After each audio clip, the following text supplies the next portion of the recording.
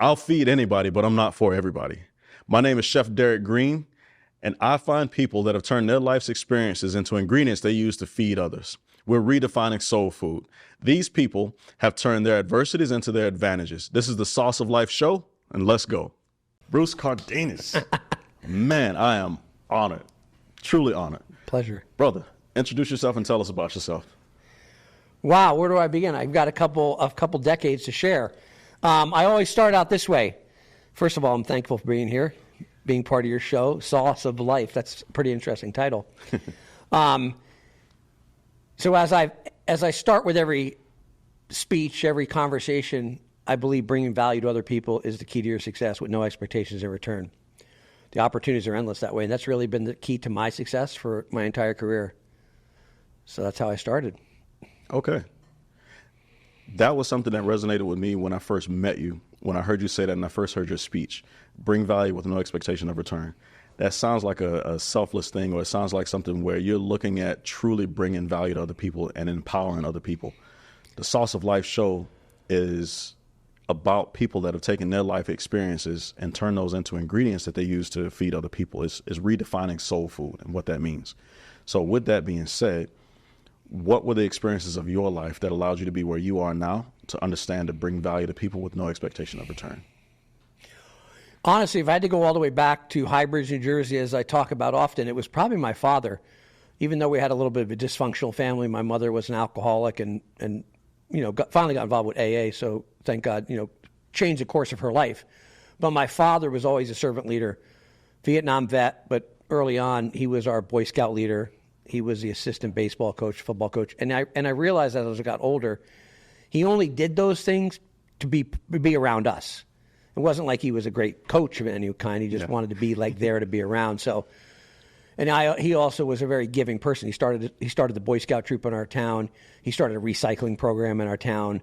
So I had someone that led by example. So it was easy for me to say, oh, well, I guess this is what you're supposed to do in life, right? You're helping other people. And he truly had no expectations. So. Man, you're using a lot of military terms over there. So explain your military background, because I hear you talking about servant leader, and I hear you talking about no expectation of return and stuff like this. First, I have to thank the local police chief in this 5-man department of Highbridge, New Jersey, because that was my lifetime dream, just to be a police officer in that small town. And at the advice of the chief, when I went to him after high school, which I squeaked by, I was held back in 4th grade, failed my final exam in high school, and I had to go to summer school to get my diploma. But a year out of high school, I was realizing I want to accomplish his dream about being a police officer, but I had no path to get there. And I had these mentors. My uncle was a cop. My sister married a cop. And a year out of high school, I started realizing, God, okay, I'm out of high school now. I'm not going to go to college. I'm in the workforce. What am I doing? So I approached the chief one day. They used to let me do ride-alongs. And I said, I really want to join the department. And he paused and he said, listen, Bruce, he goes, I know you squeaked out of high school. Small town, everyone knows what's going on, right? He said, you're young, you're dumb, and you're immature. That's what I heard anyway. Maybe it was kinder in his delivery of that. But he said, if you go in the Marine Corps, as I did when I was 18, I'll hire you the day you get out. He shook my hand, and I still left with doubt, because I was like, I've never been on an airplane. I've never left Highbridge, literally. So I procrastinated for weeks and months, and I finally talked my best friend into going. So that started my journey. He didn't say go in the Army. He didn't say go in the Peace Corps or the Air Force. He literally said go in the Marine Corps. That was the only option I knew. So even though all my uncle, my father, 12 of our family members were all Army prior to me, so it was foreign to me. It was actually scary, because when I got to Paris Island, I tell people the movie Full Metal Jacket kind of depicts what happens, and it's no walk in the park. But the good news is, for me, I went in a young boy, really, and came out a man. I learned all about maintaining equipment, to simplest things, making your bed right. But more importantly, I learned the core values of honor, courage, and commitment. And that's kind of carried me. That's been my journey. I think I always have honor in what I'm doing, and I try and have the courage and commitment to see things through to the end. So that's what started a little bit of military discipline in me, which carried me through other areas. Okay. Now, I want to pay service, because I know your story a little bit, man. And you had a lot of things that happened to you that influenced your life before you joined the Marine Corps, before you put on that uniform. For instance, Highbridge, you're talking about, you had mentioned before about your brother. Yeah.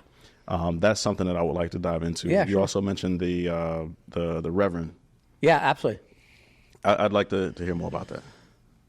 Yeah, it's funny. My older brother, Johnny, was an influence. He was actually a bully. He bullied me, but he also taught me how to fight, and he was also my protector because in Highbridge, it was really separated by the railroad tracks. It reminded me of Lost Boys. You know, everything rotated around the railroad tracks. You went on adventures, but also if you went south of the railroad tracks, there was, less than desirable people lived south of the tracks, but that's where my brother gravitated towards. That's where the drugs were and the things happened. And I remember growing up, I would bicycle down sometimes that part of town, and it was interesting what an influence my brother had. He would bully me, but if I went down in the ghetto, people would recognize me as his younger brother, and they wouldn't mess with me. Because, oh, that's Johnny's brother. You don't let's not mess with him. So it was double-edged sword, right? He kind of taught me how to fight, but he also bullied me. Right. But he was a great influence, and actually, it's crazy. He was always in trouble, and I remember when I became a police officer, I came back and visited, and everyone in town knew I was a cop now in LAPD, and my brother was so proud of me, but yet he had just gotten out of prison. It's crazy the dynamics, right? He ended up doing about 3 years for selling meth and dealing it, and the irony of it, which definitely worked with me when I was a cop, because I would always think when I encountered people in a negative manner as a cop, I would always think about my older brother, and I thought, I wonder how the cops treated my brother. Yeah. They probably kicked his ass. He was a drug dealer. He was kind of a tough, smart mouth guy. He actually had "fuck you" tattooed inside of his lip. Really? He would go yeah. So Wow. He was kind of a bad dude, but he was very kind too. It's kind of oxymoron, right? But he was actually, so I learned a lot from him, and he actually defined a lot who I was. Yeah. Okay. So what was the impact of his life on you becoming a cop or getting into law enforcement? I know you had your dream and vision of going into law enforcement, but understanding that you may have to run into your brother one day. Yeah. Well, he definitely impacted me because he was involved with drugs and alcohol and smoking weed, and it was always around me, but he never pushed it on me, and I always say no, and I actually, to this day, I've never tried it. I never thought about it like it being a cop I would ever encounter him, because thank God I was a cop in a whole other state.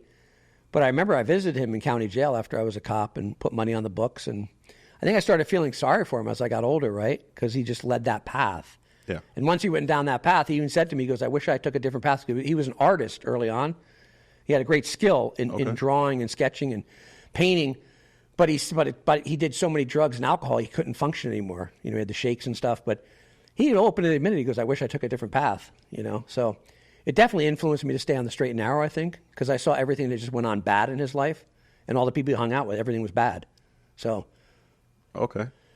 Man, I appreciate you sharing. Yeah. So some of the things that I recall from your stories, like I've always been impressed by the men that were in your life that influenced you to get to where you are. And I'm talking about before you joined service. Yeah. And then there was some key moments once you joined service. Those men that, as I recall, was Johnny, your brother. Yeah. It was the Reverend. Yeah. It was your father. Yep. And it was the police chief. Police chief, yeah. Do you think that they prepared you better before you joined the Marine Corps? I think they gave me enough, per se, knowledge or wisdom. They didn't prepare me for the Marine Corps, because no one could prepare you when you show up at a place like that. But I think they laid the groundwork. This is more so, this is the choice you have to take, Bruce. Like, you don't have another option. I don't think, because actually, and the chief didn't really talk much about the Marine Corps, and the priest only gave me his advice based on knowing the chief, saying, hey, his advice is wise. What was that advice? You didn't share that? Yeah. So I remember, the chief gave me that advice and shook my hand, and I left still doubt and fear. I don't know if I could really leave Highbridge even with this opportunity.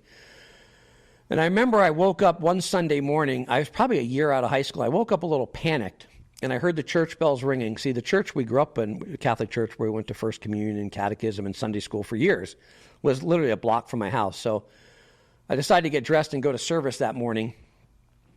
And unlike any other morning, the entire time we grew up, I sat through the whole service. If anyone that's gone through a Catholic service, sometimes they're 26 minutes. It depends how quickly the priest speaks, right? The minute that service is over, my brothers and I would hightail it out of there. We'd be gone before he even said, go in peace. This time I stayed till the end, and I remember I was walking out, and the priest said, Bruce, what do I owe the pleasure? He goes, for all these years, I've seen you and your brother, and he kind of laughed. Yeah. Like, he kind of really laughed. He goes, I've never seen you guys stay. And I said, well, to be honest, I had this opportunity the chief has presented to go in the Marine Corps. He said, I'm glad you mentioned that. Let's go outside and have a seat. And we sat down on this bench. And he said, the chief's wise. He goes, you need to follow his advice. He goes, you need to get out of Highbridge. He goes, I'm older now. I came back to Highbridge to serve the community, but there's a big world out there. And he went inside and grabbed this box out of his office. It was an old wooden box, like a souvenir box, like a cigar box, but wooden. And I remember he put it on his lap and he opened it up and he grabbed this medallion. And I didn't know what it was. He was holding his hand. He said, I've been holding this a long time. He goes, I think you'd be a perfect candidate to carry this. And it was actually St. Michael's, the protector of first responders and military people. It's the saint of protector of that. And he gave it to me and he said, listen, you definitely need to go in the Marine Corps. He goes, but I've watched you for years and there's something about you, Bruce. He goes, and there's a greater calling. And I looked at him. He goes, you're not going to come back to Highbridge. You're going to go on to do great things in life. And I said, well, I really want to come back and be a cop in Highbridge. He goes, I promise you, you will not come back to Highbridge. And the crazy thing is, so I ended up right away, I grabbed my best friend Jim and said, hey, I don't want to go alone. Will you go with me? And I coursed him because he had no desire to go in the Marine Corps. But thank God his father was there and said, Jim, you need to get a Highbridge. You need to leave Highbridge as well. There's nothing here for you. You'll end up regretting your life being a mechanic for 30 years. And you know what I mean? So the crazy thing is, in boot camp, big day leading up to graduation day, because I hadn't seen my parents. I knew they were there the day before, but because they wouldn't let us see our families because they said we screwed up the day before graduation. We're supposed to meet our families. Said you guys aren't worthy. That's how they punish you mentally. Oh, man. So I didn't see them until I got off the graduation deck and I met them. And the crazy thing is, the police chief and the priest came to my graduation. It was like very like wow. Whew. It meant that much to them. They drove down from New Jersey. So Wow. And they said how proud they were, and it was interesting because they both, and even the chief said, hey, you're not coming back to Highbridge. He goes, I made you the job offer, but there's a big world out there. So it was kind of a very cool, a defining moment, and how much they admired me, I guess, that they came to my graduation. Man, there's a quote that says, powerful people see potential in people. Okay. And it sounds like those men, your brother who didn't allow you or didn't coax you into drugs and make sure that you were protected, although he was involved in that, he made sure to protect you so you didn't get involved in that. Mm-hmm. You have the pastor, you have your dad, and then you have the police chief. And then them telling you, you're not coming back to Highbridge. Yeah. You're bigger and better than that. Like they saw something in you that was greater than that small town that they were living in. Yeah. And I think that's a beautiful thing. And I was quite content to go back to Highbridge, by the way. I thought that was my dream, right? Yeah. That would have been life's goal in that time in my mind. Right. Yeah. You know, in the group that we're in, World Shakers, someone said to me, it might have been you or Big Mike, one of y'all said something to the effect of you're a blue marlin in a goldfish bowl. And that's how I felt when I listened to you talk about your early life and those men that stood up to say, no, there's something more for you. There's something bigger, better, greater for you. You're a blue marlin and a goldfish bowl. Yeah. Called Highbridge. You join the military. You tell an amazing story about the interaction with your first sergeant, how you actually got into PSD or how you got into physical security. Yeah, that was irony. So the recruiter, which the minute Jim and I walked in the recruitment office, we were sold. Yeah. We're in. 5 minutes, he dressed blues. You know, we bought into the whole song and dance. The Marines look tight, man. Tight. And I think I told you we had to take an ASVAB test. That's what I think, aptitude test. And I did horribly in mine, because that was based on what job you would get. And I said, well, I think I want to be a military police officer because, you know, I want to be a cop when I get out. And he looked, he said, well, and he literally was so good. He was almost like a QVC salesman. He was so good. He said, well, don't worry about your score. He goes, let's get you in the Marine Corps and get you through boot camp, and then we'll figure out where you're going to go. And of course, I'm so young and naive. I'm like, yeah, absolutely.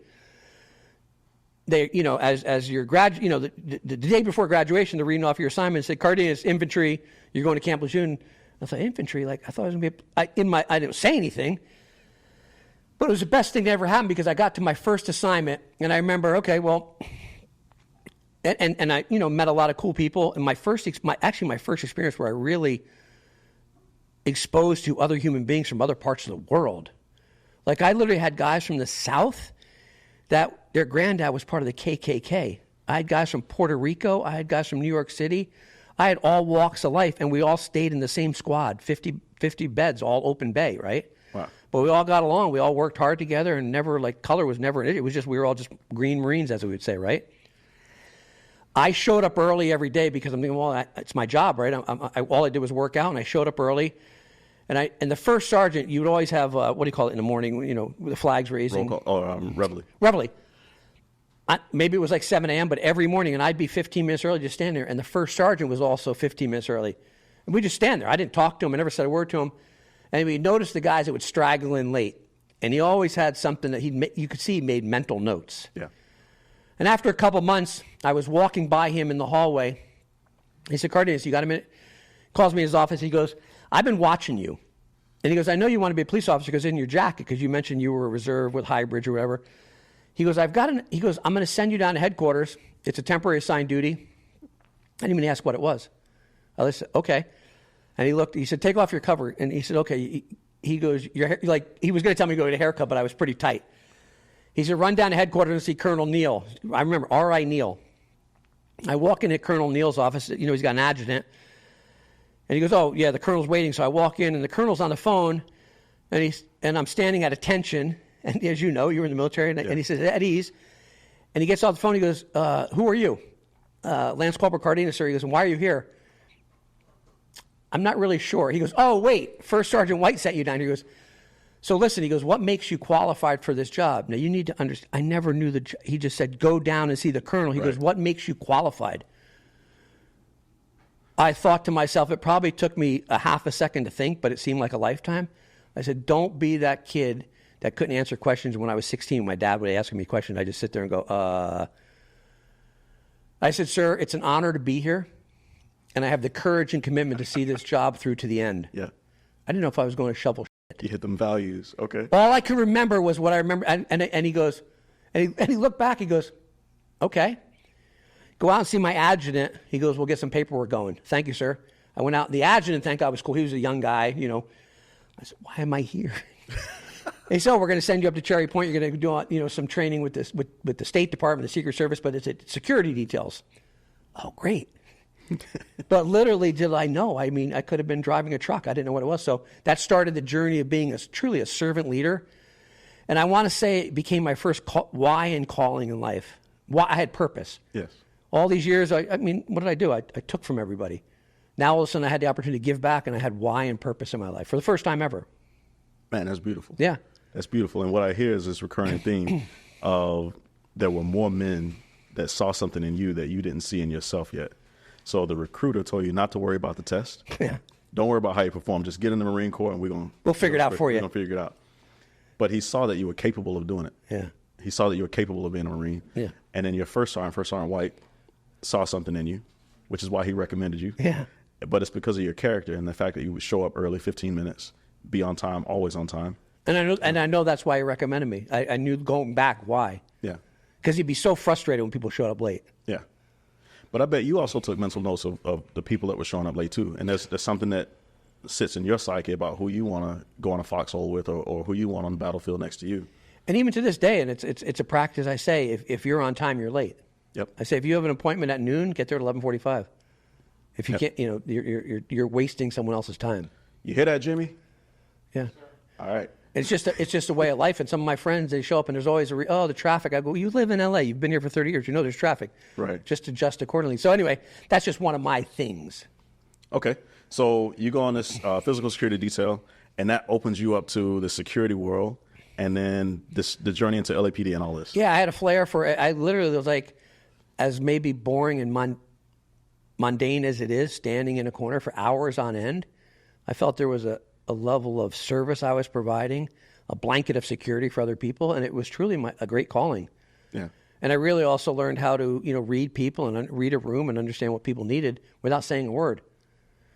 And the Marine Corps was great. I exited out of the Marine Corps, and exactly what the priest said, I didn't go back to Highbridge, New Jersey. I ended up in California. More specifically, I joined the LAPD, which at the time was the most prestigious police department in the world. And that started a fascinating journey. And I remember the first day at the police academy, Sandy Kimber, she was one of the first female DIs for LAPD.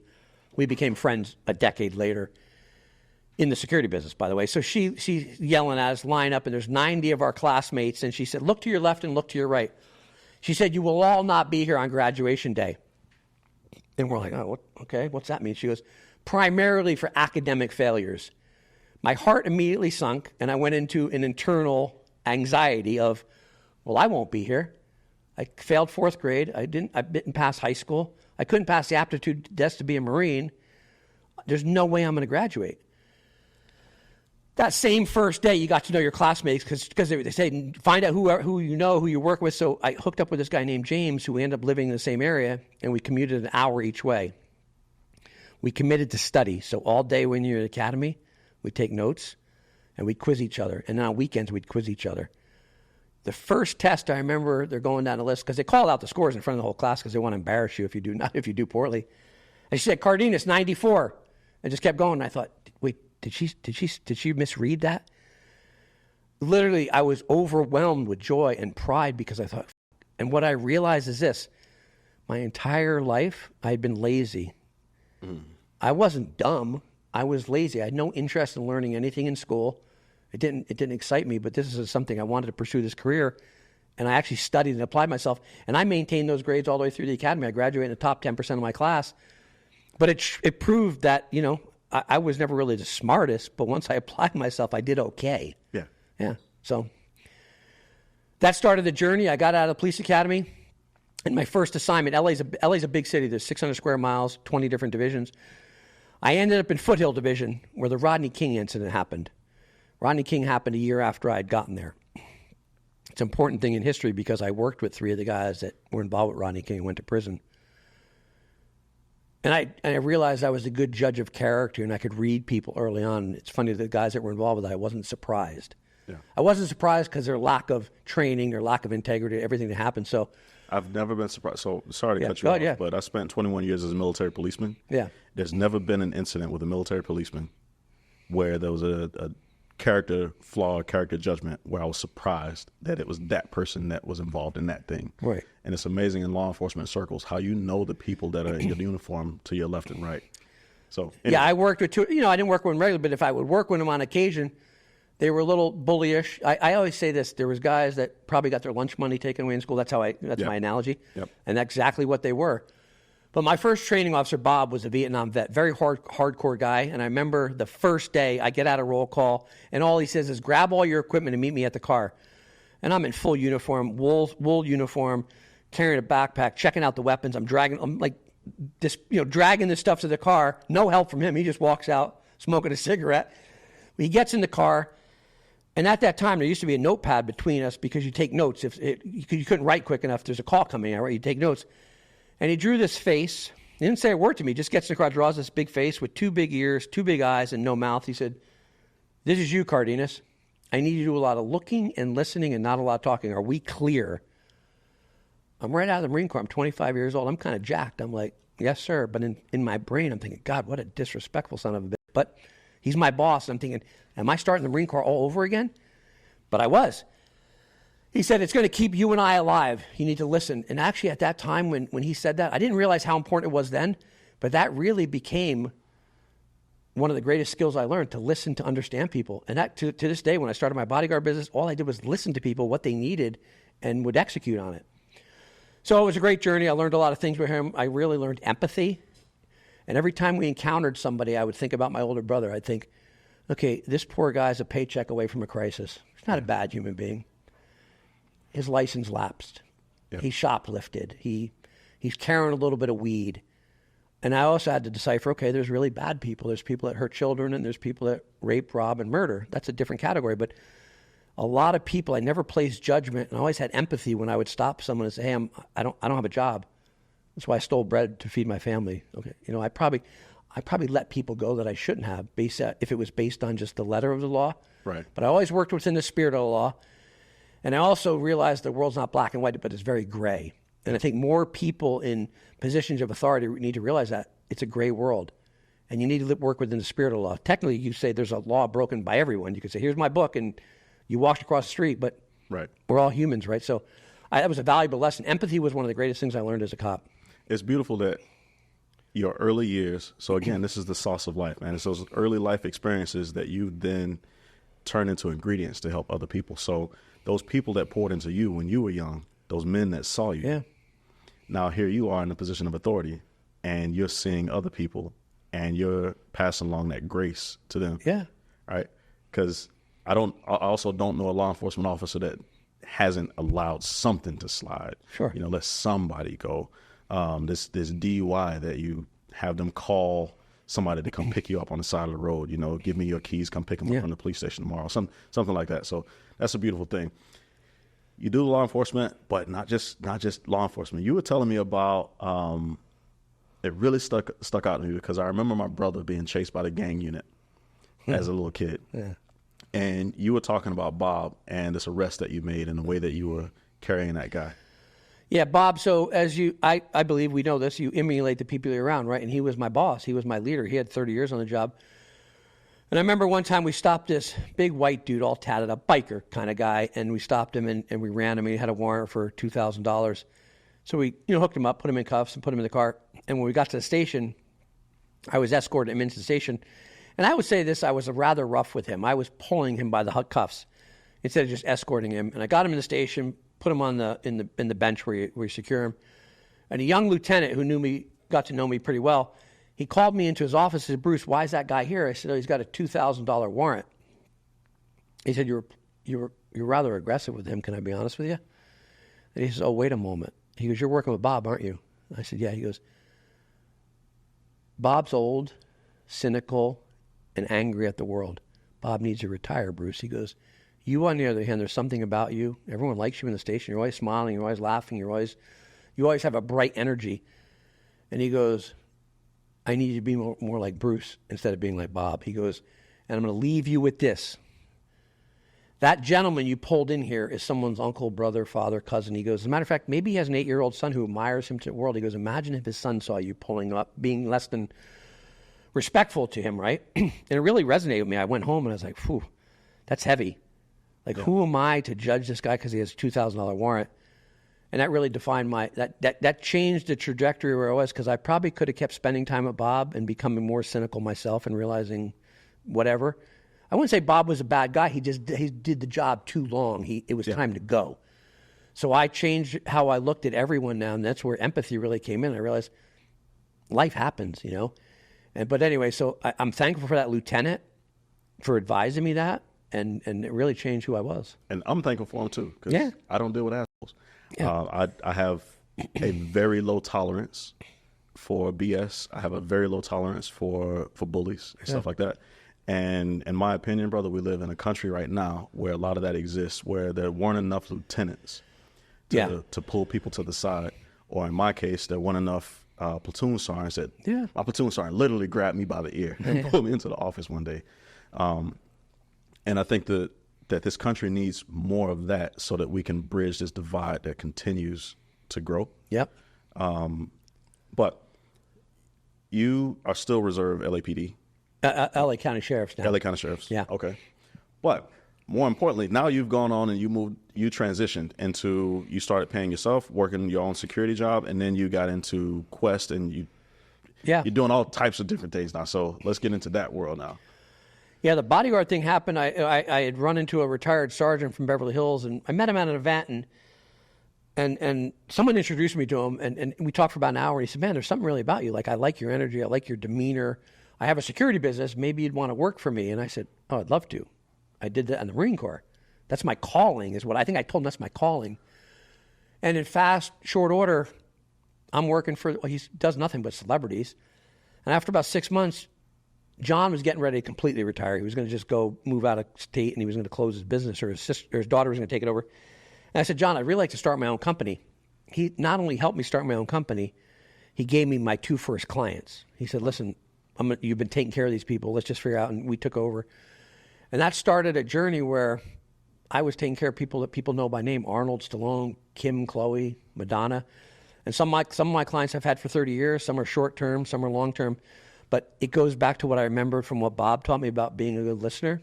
All my skills to do with a bodyguard were about listening and reading a room. That's it. Very little communication. Usually I deal with assistants. So that company really blew up. It did quite well. I just started talking about it. It was kind of weird. It was awkward because I was doing so well financially. I was doing so well that the year before, this incident happened. I bought my mother a brand new car because I was so grateful, all these years of just taking.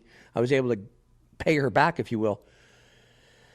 The following year, my bookkeeper, Renee, calls me and says, hey, your payroll is short by like $40,000. And your payroll, this is on Monday, she calls me, your payroll's due Friday. I was like, well, how's that work?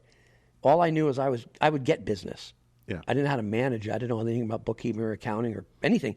And she told me there's some accounts received that are owed money. So I said, oh, that's easy. I'll call my friend at Fox. They owe me $40,000. That'll be fine. And I remember I called, her name is Missy. I said, hey, you guys owe me money. Can I pick up a check tomorrow? And she laughed. She goes, well, that's not really how it works, Bruce. Your invoice is in the system. It might take 30 days. I go, I can't wait 30 days. I remember this to this day. This was a pivotal point in business. She goes, you're making your problems my problems. I like you, Bruce, but now you're making your problems my problems. I said, I'm sorry to bother you. Click. I knew nobody in my world. There was no mastermind circles. There was no Tim stories. There was no one because there was never that kind of circle. So right. All of a sudden I'm in panic mode. I don't know a soul. I'm going to call my mother and say, I bought you a brand new car, but by the way, can I borrow 50? That wasn't even in the making. So I had money in a retirement fund because I had done 12 years full-time as a cop. So it was like a partial pension. I went down to the pension board and said, I need to cash out my pension. The guy said, are you out of your mind? When you turn 50, this will be $2,000 or $3,000 a month for the rest of your life. I said, I don't know where else to go. Well, can't you borrow money? I don't know anybody. I cashed it out, took a hit with a penalty too. One of the worst decisions I ever made, but I needed that money to keep my business alive. Now, fast forward, and I hope it's a learning for everyone I talk to, is like, think about all the resources and people you know now. Like, I think about it. If I had a financial problem now, I could call 20 people and say, what do I need to do to borrow $100,000? Do I need to give you a piece of my company? What arrangement can I make in it? And the resources are endless now. So that was a real pivotal moment in business that I knew nothing about the back end of business. I survived, and the business is actually still alive today. I have a couple of clients I take care of. But while all that's happening, I think I'm living a pretty good life, even though, opposite, my father died of cancer, my brother died of cancer all the same year. And I went through a divorce, so I had like a, triple home run. I serendipitously in the gym meet this amazing woman named Shannon Penna, who goes by Quest Creator on Instagram. And we become fast gym acquaintances. And after a couple weeks, she offers me a couple protein bars. Said, we're making these by hand at a commissary at night. We're selling them on a website. We think we might be onto something. And I was like, okay, cool. I grew up eating protein bars. Most of them horrible. I saw Shannon a couple weeks later and said, the bars were amazing. Taste, texture, ingredients, holy shit. And she was so excited telling me the story about their making them by hand at night in this commissary, this glimmer in her eyes. She's just like a child telling me how great these bars are. And I had a moment where I said, you know what? I don't know why, but I'm doing the security at Riviera Country Club, a celebrity golf tournament. I probably can't personally do it. My friend's doing the publicity, so I could probably get him to her. Maybe she can get him in people's hands. Yeah. The next day, Shannon delivered product to my house, dropped it in my front door. I go to this event, and I said to my friend Cheryl, my friend owns this company. Maybe you could do something. No social media at the time. Facebook just started. Cheryl's like, absolutely. She got it on the red carpet. People are trying it. She's getting like content, which I don't know what that word meant then, right? She's getting video. At the end of the event, she sends me some pictures on my BlackBerry. I didn't have an iPhone yet. I don't think iPhone was even out. And so the next week I see Shannon in the gym. I said, hey, check this out. There's like Mario Lopez eating. And she's like, oh, what? How do you know these people? I said, well, this is what I do for a living. And that started a relationship that lasted for months. And every time I saw an opportunity, I got on the set of The Kardashian Show. It was on the set of Extra with Mario Lopez. And after about 9 months, I remember Ron invited me out to their office to say, come visit. We'd like to chop it up. And I remember I got out to their office, which was south of Compton, in the ghetto, and I pulled up, and my first initial thought, because we always make a judgment on what we see, right? Yeah. There's an old rundown building. I said, oh, they probably won't be in business in 6 months. God bless them. It wasn't until I went through the front door, and there was some magic that went inside behind these ghetto doors. Yep. People working hard, making stuff happen, and it kind of fell in love with the process, and over the course of months, they start sending me emails saying, hey, there's this opportunity. What do you think? And it was my personal email. I didn't even have a company email. And after a short order, Ron asked me to meet, and he said, listen, Bruce, we're stealing from you. You're bringing us all this value. We're on all these shows now. We're everywhere. we're not doing anything for you. I said, well, Ron, I get free protein bars. And he laughed in my face. He said, you're worth more than free protein bars. I was like, I think internally I thought, I got a pretty good deal. But he said, starting Friday, we're going to put you on the payroll. It's a modest American salary. That's, it wasn't a lot, but it was decent. Do what you want with it. Give it to charity, but we just love what you're doing for us. And honestly, when I got that first check on that Friday, I remember I picked it up. Something kicked in. It reminded me when I was a young boy with that whole work ethic thing, my first money I got as a paper boy.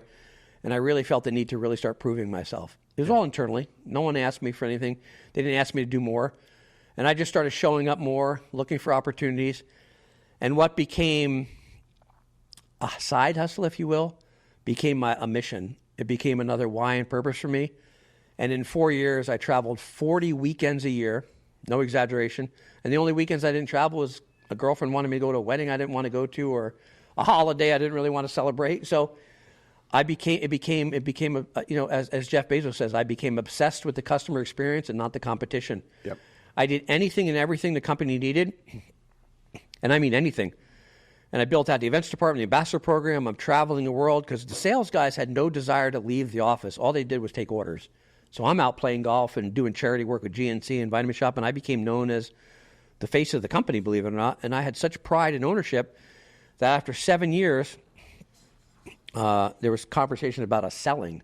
Yeah. I didn't really understand the business aspects, but Atkins Nutrition purchased us for $1 billion cash. So the person from Highbridge, New Jersey, that failed fourth grade, who had a recruiter literally fudge the ASVAB score to get you into the Marine Corps. That same guy was a part of the company that sold. You helped build that company up to where you sold it for $1 billion cash. Yeah, cash. And I always say this because I think it's important for people to know. I don't like when sometimes we say we're talking but I'm a we person.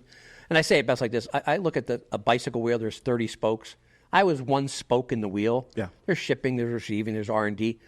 But I feel like I contributed to whatever percentage I contributed, it was to the success of the company. Right.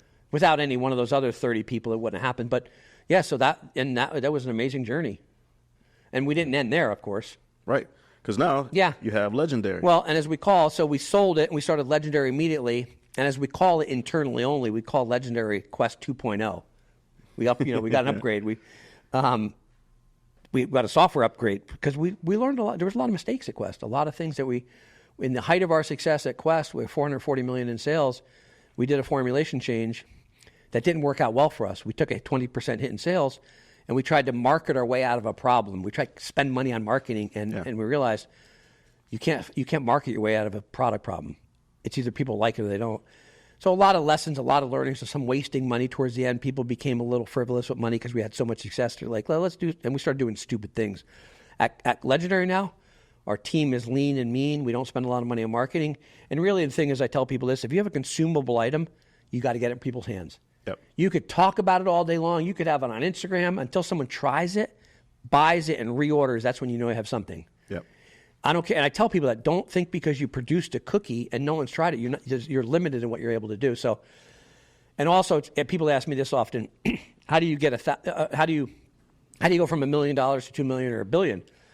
You need 1,000 screaming fans in a business. And it exactly equates just like this. It has nothing to do with Instagram or Twitter or Facebook. It's simply, I put it this way. If people like you, they're going to listen. If they trust you, they're going to buy. But if you transform their lives, they're going to go to the highest mountaintops and scream your name. And that's exactly what happened at Quest. People started calling us a transformational company, not just a bar company, because they lost weight. They had diabetes, they could eat us. They had celiac disease, they could eat us. So all of a sudden we had this movement where people were behind us saying, we got to be part of this Quest movement. You're saving people's lives. I'll tell you this. Yeah. I've heard you say something like that before, and I have to be respectful of your time because I know you have a next appointment. But I'll tell you this, man. You said something before about listening to understand. You listen to understand. I combine that with something that I heard Jack Ma say, that the greatest opportunity lies in solving the biggest problems. So by you being the person who you are, listening to understand, you listen to the problems of your consumers, those that are celiac, those that are diabetic, those that are struggling with weight loss, those that are in the fitness world and they're trying to figure out, I want something sweet, but I don't want to go carb heavy. Off camera right here, we have an actor that is a bodybuilder, and that falls into that category. So He's not getting enough protein. That's all right. Legendary's got his back. Legendary's got his back. What I want the audience to really, for those of y'all that, oh, here's a camera. For those of y'all that are paying attention to this man, I don't want to happen what I've seen happen so many times, where so many people are focused on what Bruce Cardenas has done. It is not about what he's done. It's actually about who he is. I would highly recommend that all of you go back and listen to this again and listen to the number of we statements that come out of his mouth. Listen to the number of statements where he truly sought to add value without expectation in return, and how he always seeks to better the people around him. I'm one to say that just a little over a month ago, and man, we haven't caught up on this part, but from World Shakers, when you tried the product, and initially you were hesitant. Other people were trying, and you were like, I don't want a waffle. I don't eat waffle. Yeah. And I was like, okay, well, he doesn't eat waffle. I'm used to rejection. Yeah. Right? And I was like, all right, he doesn't like waffles. But eventually you tried it. Yeah. And then from there, I decided to change my flight because you guys wanted to invite me. You invited me to Muscle Venice Beach, right? Yeah. To the muscle thing. So I canceled my flight. It's like, I'm staying in California right now. And now I'm actually moving to California because of you. So I appreciate you seeing something in me the same way those people saw something in you, and the way that you saw something in Shannon and Ron, and helped them grow Quest to where it became, and now growing Legendary. I've been to the lab. Yeah. I've seen what you guys are doing as far as cancer research, and sitting here and investing $2 million a year. $2 million and growing. Committed to at least $2 million a year in cancer research. And as a man that has sat here, as a husband whose wife had cancer, and I was her cancer caregiver for 6 years, and she asked me to put a bullet in her head, and I considered it. And as a son who's sitting here, whose mom had cancer, and she asked me to end her life, and I considered it. It's heavy. I literally was not able to be with my mom in the last weeks of her life. I was down in Florida, but I didn't go back to her house because she was in so much pain that I was seriously considering ending her life. Wow. And I stayed out of my mom's house and allowed her to transition, and my siblings stayed there and dealt with that. That's crazy. And I would spend days on the Fish Creek. Nobody knew that. Yeah. Right? So as a man, like I said, as a husband and as a father, as a son who's considered ending the lives of people impacted by cancer, I can appreciate the amount of work and love and empathy that you show. You didn't know that about me, but still you guys have that laboratory up, and you guys are doing your thing to help other people, and I appreciate that. That's cool. Thank you. That's amazing. Wow. Last thing I want to ask you, because I want to plug your products. I'll give you a chance to plug your products here. It's the first rule of Fight Club. We don't talk about it. You know what, man? It's on camera. Here's the beauty of it. The beauty of it is when you start speaking and people want to connect with you. Yeah. Right? They're going to research you anyway. They're going to find your products. But tell me anyway about the BLK water or black water. What is it? Yeah, well, black water, I'm on the board. It's an amazing water of fulvic minerals, and makes it color black, but there's a lot of benefits, health benefits to that. And two sisters started, funny enough, if you look at the history of BLK, two sisters started it because their mother had cancer. Why they got to be sisters? No, that's it. two girls from Canada, but they started it for to alleviate she couldn't eat, she couldn't drink anything, and she was able to drink black water. So I helped them, and then Legendary obviously is going to be the next quest. So we're just starting. See, and then the House of waffles and whatnot. Waffles and whatnot. Yeah, that's going to be next. That's going to be the next big thing. I told you to add protein, right? I appreciate. And we're you, doing brother. it. Yep. I appreciate you. I absolutely appreciate you, and I appreciate your time. Yeah, thank you. What do we got here? I want you to try our waffles, brother. Whoa. This is the gourmet apple cinnamon waffle mix that you see here. Yeah. This is the waffle that I created for my wife and my mom while they were undergoing their cancer treatments, and it's BRAC compliant with the bananas, rice, apples, and toast. Well, this is one I think I tried before. Yeah. This is amazing. Thank you. I appreciate that. He didn't cut it, so I'm eating it like an animal. Funny. So when I got started, brother, I started on the sidewalk, literally. Yeah. And I wouldn't give people forks until they took 2 bites. Would not. They could not get a fork until they picked up and took 2 bites. Because they want to be all prissy and it's like, Amazing. But I appreciate you. It's on the future. I'm going to tell you right now, it's going to be crazy. It is. Mine's going to have, y'all have 20 grams of protein? Yeah. My waffle has 47. What? The protein waffle's got 47. You just wait. Okay. Brother, I appreciate you. No, for sure. I appreciate you. Y'all check out Bruce Cardenas. Where can they find you? I guess Instagram, Bruce E. Cardenas is easiest. Okay. I have a website, Bruce Cardenas, but... All right. Appreciate your Thank time, you bro. very much.